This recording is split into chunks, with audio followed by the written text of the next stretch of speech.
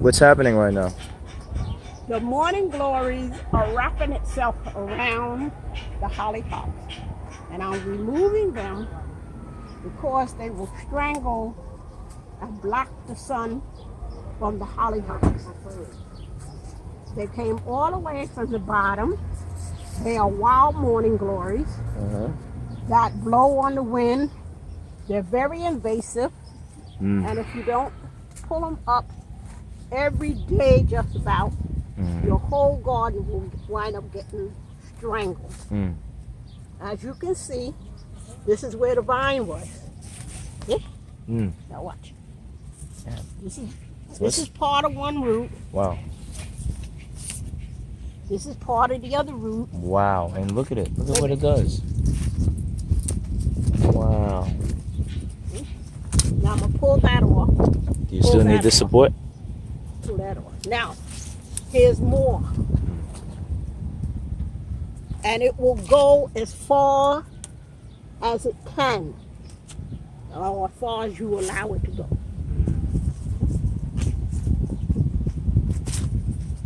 So what happens if it, I guess it continues? Like, It what's just the will worst just case cover, scenario? eventually it will cover the whole plant. Okay? Once the plant is covered and it can't get any sun, the plant will die. I can show you here on vine. This is the bush. This is the vine.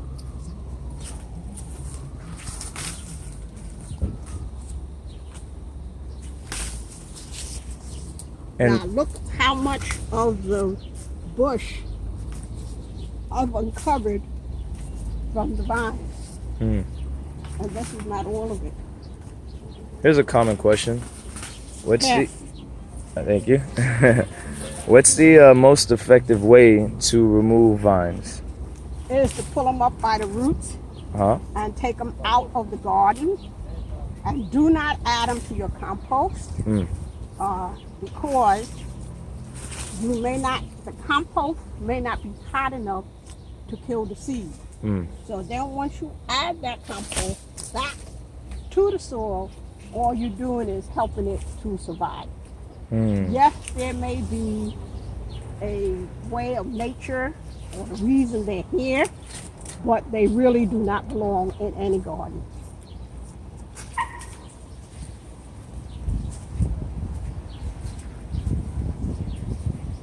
Some people use morning glory as to keep people from peeping into the garden, or a place to run on a gazebo. Oh, right. To Yeah, keep I've the seen sun that. out. But in most gardens, morning glory vines are just invasive and will just strangle anything. Plus they'll grow eventually and go on the lines of the telephone poles. Right. I've seen that. But on another day when I have more time, I will come back to this bush, or the young people that come will pull it all off. As you can see, this particular one, look at where the vine is. The vine is already up there in the tree. And this whole branch, look at this whole branch is covered with vines. Which branch? Oh, this branch, yeah. I see. Wow. So where are we exactly? Exactly where? Oh, we're in East New York. Okay. Herbal Garden of East New York, which was started in 1994. 1994. Wow, that's Yeah. wow, that's over 20 years ago.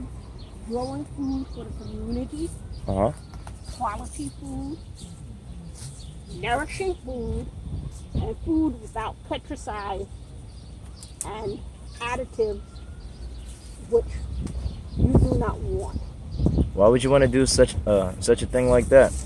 Well, you will get more healthier food, more nutritious food. We have a lot of pesticides already in our system, and by eating vegetables with pesticides, we're just adding to it. But Plus, some of the pesticides wear away your bones.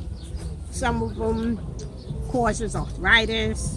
Some of them cause many different things, which I'm not a scientist. It causes a lot of detrimental things to yeah. But I thought pesticides were good for like keeping the bugs away to keep your food safe. Yes, but that's commercial. Ah. And what has happened is the more bug spray you use, eventually the more you need. And what happens is you wind up polluting the earth, and you wind up just having more dust bowls. If you added compost to your soil, you wouldn't need as much pesticides. But like I said, I'm a gardener, not a scientist. Yes, ma'am. Yes, ma'am. So, like, what's a good alternative? I mean, can people do something? I heard something one day about possibly there being a plant or plants or flowers or something like that you could put up to keep certain bugs out. Oh yes, there's lots of plants. We have like marigold and nasturtium.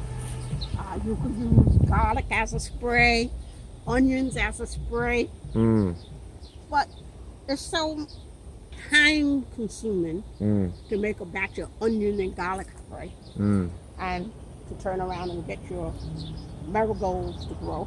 In fact, this is a marigold here, and it gives off a very noxious smell to it. But I make a spray out of it and spray it around the base of the plant, not food, not on the plant, but around the plant. How do you know it's marigold? Like, what's you can look what's at the leaf. significant about? Right? It's a giant marigold. And you can look at the leaf and you can smell the leaf. And it smells very, very minty kind of. And so, like, what's an effective way to get that full smell? Like, what is the person supposed to do? Like, do I just smell it or do I do something before that? Well, what you do is you identify it as a marigold and then soak it in water and let it sit for 2 or 3 days, and then you just spray your plant. I meant, like, do you squeeze it? Like, squeeze it? Like, I'm saying, like, in order to get the smell. How do you get the smell? Oh, you bruise it. You put it in your hand and you bruise it, and then you smell it. Then the smell it come out. That smells good. That's good. That's good. All right. So, yeah, I guess, we'll be back shortly. And, what's your name, ma'am? Johanna. Johanna. All right. All right, young lady. So, we'll be back. Thank you.